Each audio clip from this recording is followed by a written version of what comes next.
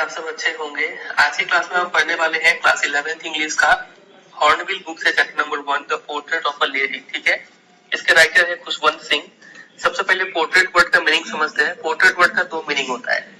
किसी भी पर्सन के पिक्चर, पेंटिंग या फिर फोटोग्राफ को पोर्ट्रेट बोलेंगे, ये हो गया पहला मीनिंग। और दूसरा मीनिंग इसका होता है description of somebody in words. अगर आप किसी इंसान को वर्ड्स में डिस्क्राइब करते हैं तो आपको जो लिखा हुआ चीज है उसको पोर्ट्रेट बोला जाएगा। ठीक है, तो यहाँ पे पोर्ट्रेट का मीनिंग ये सेकंड वाला है। यहाँ पे एक लेडी को डिस्क्राइब किया गया है इन वर्ड्स में। ठीक है, और ये लेडी कौन है? ये लेडी हमारे राइटर की ग्रैंड मदर है। ठीक है, दादी है। चलिए देखते हैं कि खुशवंत सिंह ने कैसे अपनी ग्रैंड मदर को डिस्क्राइब किया है। My grand mother like everybody's grand mother was an old woman. तो राइटर बोलते हैं कि उनकी जो दादी माँ है हर किसी की दादी की तरह एक बूढ़ी औरत है। ठीक है, she had been old and wrinkled for the 20 years that I had known her। वो हमेशा से ही बूढ़ी रही है। रिंकल मतलब उनके चेहरे पर काफी झुर्रियां है। और जो राइटर है खुशवंत सिंह वो अपनी दादी माँ को 20 सालों से जान रहे हैं और तब से वो उतनी ही बूढ़ी है, उतनी ही रिंकल्ड है। ठीक है, यहाँ पे ये ग्रैंड मदर को डिस्क्राइब किया गया है। ठीक है, तो ये दो वर्ड आप याद रखेंगे, ओल्ड एंड रिंकल्ड। ठीक है, चलिए। People said that she had once been young and pretty and had even had a husband but that was hard to believe. लोग कहते हैं कि हमारी जो दादी माँ है वो एक जमाने में जवान थी। प्रीटी मतलब फिजिकल अट्रैक्टिवनेस। ठीक है, मतलब वो देखने में भी काफी सुंदर थी और उनका एक पति भी हुआ करता था, but that was hard to believe. लेकिन इन सब बातों पे विश्वास करना काफी मुश्किल है कि वो एक जमाने में जवान थी, सुंदर थी, उनका एक पति था। क्यों? क्योंकि वो काफी बूढ़ी दिख रही थी अब और उनके चेहरे पर काफी रिंकल्स भी थे। ठीक है, my grandfather's portrait hung above the mantelpiece in the drawing room. अब यहाँ पे ग्रैंडफादर को डिस्क्राइब किया गया है।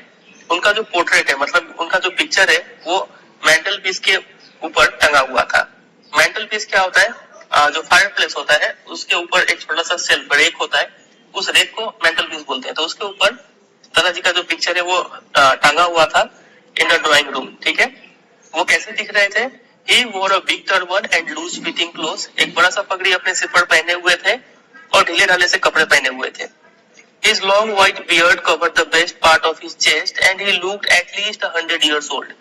उनके जो सफेद सफेद दाढ़ियां थी वो उनके चेस्ट को कवर किया हुआ था और वो देखने में कम से कम 100 साल उम्र के तो लग ही रहे थे। ठीक है, मतलब वो भी काफी बूढ़े दिख रहे थे। तो ये जो ब्लूज अंडरलाइन किया हुआ है वो ग्रैंडफादर का डिस्क्रिप्शन है, याद रखिएगा।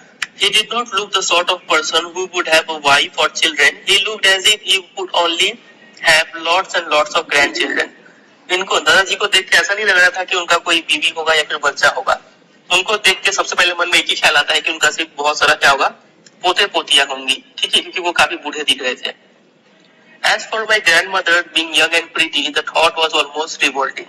और जहां तक मेरी दादी का जवान और खूबसूरत दिखने का बात है, ये बात ऑलमोस्ट रिवोल्टिंग, मतलब मन में जाते ही ये बात रिवोल्ट करता है। विश्वास नहीं होता है कि मेरी दादी माँ एक जमाने में ऐसी भी थी। ऑलमोस्ट रिवोल्टिंग मतलब hard to believe. She often told us of the games she used to play as a child। वो हमें अपने गेम्स के बारे में बताया करती थी जो वो खेला करती थी जब वो बच्ची थी तब। That seemed quite absurd and undignified on her part and we treated it like the fables of the prophets she used to tell us। ये सब गेम्स उनके लिए तो काफी एब्सर्ड मतलब इलॉजिकल, बेतुका सा था और काफी अनडिग्निफाइड, अनइम्पोर्टेंट सा था उनके लिए ये सब गेम्स। ठीक है, लेकिन हमारे लिए ये गेम्स मानो कैसा था, like the fables of the prophets. मानो प्रोफेट क्या होता है? एक प्रीस्ट। ठीक है, एक भगवान द्वारा भेजा गया कोई मैसेंजर। तो भगवान द्वारा भेजा कोई मैसेंजर जब कोई कहानी सुना रहा होता है तो जितना ध्यान से हम सुनते हैं उतने ही ध्यान से हम उन दादी जी के गेम्स के बारे में सुनते थे। ठीक है, She had always been short and fat and slightly bent। अब यहाँ पे ग्रैंड मदर को और डिस्क्राइब किया गया है। पहले कुछ डिस्क्रिप्शन यहाँ पे दिया गया था कि वो काफी ओल्ड दिख रही थी, उनका चेहरा रिंकल्ड था जो ब्लैक अंडरलाइन किया हुआ है। ठीक है, अब यहाँ पे कुछ और उनके बारे में बताया गया है। वो हमेशा से ही काफी शॉर्ट मतलब नाटी थी, एंड फैट थोड़ी मोटी थी, एंड स्लाइटली बेंट और थोड़ी सी झुकी हुई थी। मतलब ये अगर टांग है तो कमर की तरफ से थोड़ा सा बेंट था उनका शरीर। ठीक है, Her face was a criss-cross of wrinkles running from everywhere to everywhere। और उनके चेहरे पर पूरा क्रिस क्रॉस बना हुआ था। क्रिस क्रॉस मतलब क्या होता है? ऐसा ऐसा स्ट्रक्चर को क्रिस, जाली जैसा स्ट्रक्चर। ठीक है, पूरा चेहरा पर झुर्रियां ही झुर्रियां थी, हर जगह से हर जगह जो लाइन से रिंकल्स का वो दिख रहा था। No, we were certain she had always been as we had known her। हमें तो ये पक्का यकीन था कि वो हमेशा से ही ऐसी ही है। ठीक है, कभी वो जवान नहीं थी। Old, so terribly old that she could not have grown older and had stayed at the same age for 20 years. मेरी दादी माँ इतनी बूढ़ी थी कि वो और बूढ़ी नहीं हो सकती थी, ठीक है, और वो इसी एज पे आके अटक गई है मान लो 20 सालों से। मतलब 20 साल में उनका चेहरा जैसा का तैसा है, वो उतनी ही बूढ़ी है, ठीक है, वो और ज्यादा बूढ़ी भी अब नहीं हो रही है। She could never have been pretty, but she was always beautiful. वो कभी भी सुंदर, फिजिकली सुंदर तो वो नहीं थी, देखने में उतना अट्रैक्टिव नहीं थी, लेकिन वो हमेशा से ही क्या थी, ब्यूटीफुल। ब्यूटीफुल मतलब अंदर सुंदरता, इंसान का नेचर, एटीट्यूड, ये सब काफी बेहतर था उनका। She hobbled about the house in spotless white with one hand resting on her waist to balance her stoop and the other telling the beats of her rosary. अब उनका कुछ फीचर्स बताया गया है, देखिए। हॉबल्ड का मतलब लंगड़ाते हुए चलना, तो वो घर में ऐसे लंगड़ाते हुए चलती थी इन स्पॉटलेस व्हाइट, एकदम स्पॉटलेस मतलब बिना कोई धब्बा वाला सफेद, मतलब कंप्लीट व्हाइट कपड़ा पहन के वो चलती थी, क्योंकि वो एक विधवा थी, ठीक है। और एक हाथ तो उनका कमर पे था ताकि वो अपने स्टूप को बैलेंस कर पाए, मतलब उनका शरीर थोड़ा सा बेंड था ना, तो एक हाथ को ऐसे कमर पर रख के यहाँ से दबाती थी ताकि थोड़ा बैलेंस हो जाए ना, ये इधर फोर्स कर जाए, तो एक हाथ से वो अपने कमर को बैलेंस करती थी, एंड द अदर दूसरे हाथों से telling the beats of a rosary. Rosary जो जाप माला होता है, ठीक है, आप पिक्चर में देख पा रहे हैं, ऐसे करके वो मोती में गिनती रहती थी, ठीक है, दूसरे हाथों से। Her silver locks were scattered untidily over her pale puckered face and her lips constantly moved in inaudible prayer. तो यहाँ पे कुछ और बात बताया गया है उनके बारे में। सबसे पहले तो सिल्वर लॉक्स मतलब उनके जो सफेद बाल थे, ठीक है, वो स्कैटर्ड, बिखरे हुए थे काफी अनटाइडी तरीके से ओवर हर पेल पकर्ड फेस, उनके चेहरे पर। और उनका चेहरा कैसा था, पेल था, काफी पीला चेहरा था उनका। पकर्ड फेस मतलब जब आप कोई खट्टा सामान खाते हैं तो जो आपका फेशियल एक्सप्रेशन होता है उसको बोलते हैं पकर्ड फेस, ठीक है। इसमें जो आपके होंठ होते हैं वो आगे की तरफ पर निकल जाते हैं, ठीक है, तो ऐसा उनका चेहरा था। And the lips constantly moved in inaudible prayer, और उनके जो लिप्स थे वो हमेशा मूव करते रहते थे और वो हमेशा कोई प्रेयर करती रहती थी, ठीक है। और इनऑडिबल मतलब जो सुनाई ना दे। क्या आप बता सकते हैं कि इनऑडिबल का ऑपोजिट क्या होगा, ऑडिबल, ठीक है, जो सुनाई दे। तो ऐसा कुछ उनका डिस्क्रिप्शन यहाँ पे दिया गया है। यस शी वाज ब्यूटीफुल, हाँ वो ब्यूटीफुल तो थी। ब्यूटीफुल समझ रहे हैं ना, यहाँ पे आप दो वर्ड का मतलब समझिएगा। राइटर यहाँ पे बोले थे कि she could never have been pretty, वो सुंदर तो नहीं हो सकती थी लेकिन वो ब्यूटीफुल जरूर थी। तो प्रीटी मतलब जो आउटवर्ड अट्रैक्टिवनेस है, बाहरी सुंदरता, उसको प्रीटी बोलते हैं, ठीक है। तो वो बाहर से सुंदर नहीं थी लेकिन अंदर से सुंदरता को ब्यूटीफुलनेस बोलते हैं, ठीक है। उनका नेचर काफी अच्छा था, एटीट्यूड काफी अच्छा था, इसलिए वो ब्यूटीफुल थी। She was like the winter landscape in the mountains, an expanse of pure white serenity, breathing peace and contentment. तो यहाँ पे ऑथर जो है वो अपनी ग्रैंडमा का कंपैरिजन करते हैं एक माउंटेन से। ऐसा माउंटेन जो विंटर्स के टाइम में बर्फों से ढका हुआ है, स्नो कवर्ड माउंटेन से कंपेयर करते हैं, ठीक है। तो जैसा कि आप ऐसा लैंडस्केप में जाएंगे जहाँ पे माउंटेन जो है वो व्हाइट बर्फ से ढके हुए हैं, आपको वहाँ पे काफी शांति मिलेगा, काफी काम फील करेंगे, पीसफुल फील करेंगे आप। तो वैसा ही कुछ इनकी दादी माँ को देख के भी लगता था, ठीक है।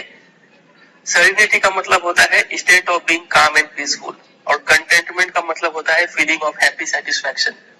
तो an expense of pure white serenity का मतलब क्या हो गया, इट रेफर्स टू द काम, peaceful and serene character and conduct of the author's grandmother. ये चीज आप याद रखेंगे, ठीक है, एग्जाम में डायरेक्ट इसका मीनिंग पूछ लेंगे आपसे, तो ये बात आप याद रखिएगा, कहीं साइड में नोट डाउन कर लीजिएगा। तो ऐसा कुछ उनकी ग्रैंडमा का डिस्क्रिप्शन था, ठीक है। चलिए, हमेशा शांति में थी, हमेशा वो खुश रहती थी, सेटिस्फाइड रहती थी।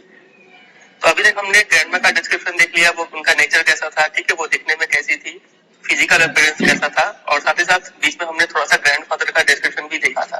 तो इतना बात आप ध्यान रखेंगे। अब हम बात करेंगे कि ऑथर और ग्रैंडमदर का रिलेशन कैसा है, ठीक है। तो 3 फेज में यहाँ पे रिलेशन को डिस्क्राइब किया गया है। सबसे पहला है चाइल्डहुड फेज, बचपन में उनका रिलेशन कैसा था, फिर स्कूल जाने लगे तो थोड़े बड़े हो गए तब रिलेशन कैसा था, फिर यूनिवर्सिटी गए तब रिलेशन कैसा था, इस चीज को हम पढ़ेंगे। तो सबसे पहला चाइल्डहुड फेज को स्टार्ट करते हैं। My grand mother and I were good friends, तो मैं मतलब ऑथर खुशवंत सिंह और ग्रैंड मदर दोनों एक अच्छे दोस्त थे। My parents left me with her when they went to live in the city and we were constantly together. तो मेरे मम्मी पापा मुझे उनके साथ छोड़ के गए थे, और मम्मी पापा कहाँ गए थे, शहर में गए थे, ठीक है, और तब से मैं और दादी माँ हमेशा से एक साथ रह रहे हैं। She used to wake me up in the morning, तो बचपन में उनका रूटीन क्या था, वो मुझे सुबह जगाया करती थी, and get me ready for school, और मुझे स्कूल के लिए तैयार करती थी। ये लोग कहाँ रहते थे, विलेज में रहते थे, क्यों, क्योंकि इनके पेरेंट्स सिटी में रहे हुए थे, ठीक है। She She said her morning prayer in a monotonous sing song while she bathed and dressed me in the hope that I would listen and get to know it by heart. तो जब मेरी दादी माँ मुझे नहलाती थी, तब वो क्या करती थी, अपना मॉर्निंग प्रेयर मोनोटोनस एक बोरिंग डल वे में गाती रहती थी, ठीक है। और जब मुझे नहाती थी, तैयार करती थी, तब भी वो ये गाना गाती रहती थी, इस होप में, इस उम्मीद में कि मैं भी उस प्रेयर को सुनूं और उसे अच्छे से याद कर लूं। I listened because I loved her voice but never bothered to learn it. तो मैं सुनता तो था ये सब मॉर्निंग प्रेयर क्योंकि मुझे उनका आवाज काफी पसंद था, लेकिन कभी मैंने उसे याद करने की कोशिश नहीं किया, इस मॉर्निंग प्रेयर को, ठीक है। Then she would fetch my wooden slate which she had already washed and plastered with yellow chalk, a tiny earthen ink pot and a red pen, tie them all in a bundle and hand it to me. फिर मेरी दादी क्या करती थी, एक wooden slate देती थी मुझे, जो उन्होंने पहले से वॉश करके रखा हुआ था, और उसके ऊपर येलो चौक का एक परत चढ़ा दिया था, ठीक है, ताकि उस पर अच्छे से लिख पाए, और साथ ही साथ एक रेड पेन देती थी। और इन सब चीजों को एक The priest taught us the alphabet and the morning prayer, while the children sat in rows on either side of the veranda singing the alphabet or the prayer in chorus. My grandma sat inside reading the scriptures. अब चूंकि ये school और temple एक साथ attach था, तो वहाँ के जो प्रीस्ट थे वो हमें अल्फाबेट सिखाते थे, मॉर्निंग प्रेयर सिखाते थे, ठीक है। और हम जो बच्चे लोग हैं वो लोग क्या करते थे, बरंडा के दोनों साइड में बैठते थे और अल्फाबेट या फिर कोई प्रेयर को कोरस में सब एक साथ मिलके मतलब याद करते थे, ठीक है। और जो मेरी दादी थी तब तक क्या करती थी, वो मंदिर के अंदर बैठ के स्क्रिप्चर्स पढ़ती थी, ठीक है। ये लोग बरंडा में पढ़ते थे और वो अंदर बैठ के, मंदिर के अंदर बैठ के स्क्रिप्चर्स पढ़ती थी। When we had both finished, we would walk back together. फिर जब हम दोनों का काम खत्म हो जाता था, जो ऑथर है उनका पढ़ने का काम खत्म और जो ग्रैंडमा है उनका स्क्रिप्चर्स पढ़ने का काम खत्म हो जाता था, तो हम दोनों एक साथ फिर घर जाते थे। This time the village dogs would meet us at the temple door. इस बार फिर लौटने के वक्त भी जो विलेज डॉग्स थे वो सब इंतजार करते रहते थे ग्रैंडमा का, कहाँ पे, टेम्पल का जो डोर है, दरवाजा है, वहां पे, क्योंकि इन लोगों को भी उम्मीद था कि ग्रैंडमा आएगी तो जरूर कुछ खाने को देगी, इसलिए वो लोग इंतजार करते थे, ठीक है।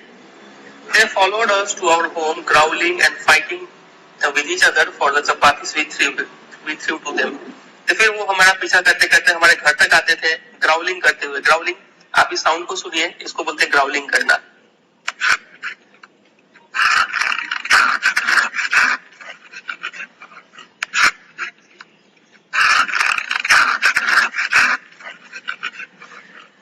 तो ऐसे ही ग्राउलिंग करते हुए और लड़ते हुए हर वो चपातीस का टुकड़ा के लिए जो हम उन्हें तोड़ तोड़ के फेंकते थे, ऐसे करते करते वो लोग हमें घर तक फॉलो करते थे, ठीक है। तो ये कुछ सीन था बचपन का। तो ये हो गया चाइल्डहुड फेज। अब देखते हैं, अब एक कुछ फिर चेंज होता है इनके लाइफस्टाइल में।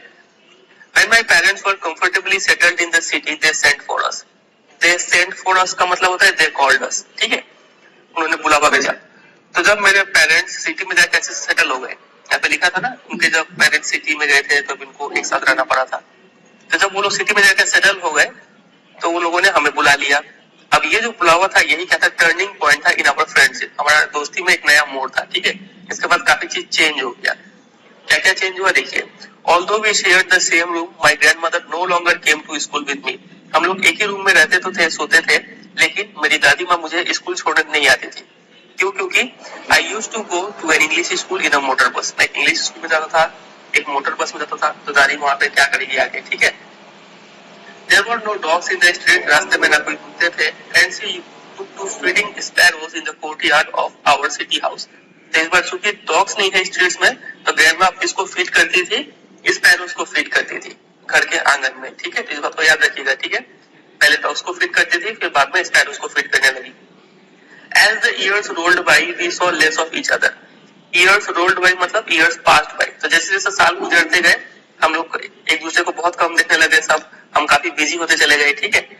For some time she continued to wake me up and get me ready for school. कुछ दिनों तक तो वो वही रूटीन फॉलो की, वो मुझे जगाती थी, स्कूल के लिए रेडी करती थी। When I came back, she would ask me what the teacher had taught me. जब मैं स्कूल से वापस आता था तो वो पूछती थी कि टीचर ने मुझे क्या पढ़ाया। I would tell her English words and little things of Western science and learning, the law of gravity, Archimedes principle, the world being round, etc. तो मैं उन्हें बोलता था कि कुछ इंग्लिश वर्ड सीखा हूँ और साथ साथ जो वेस्टर्न साइंस है, जो हम लोग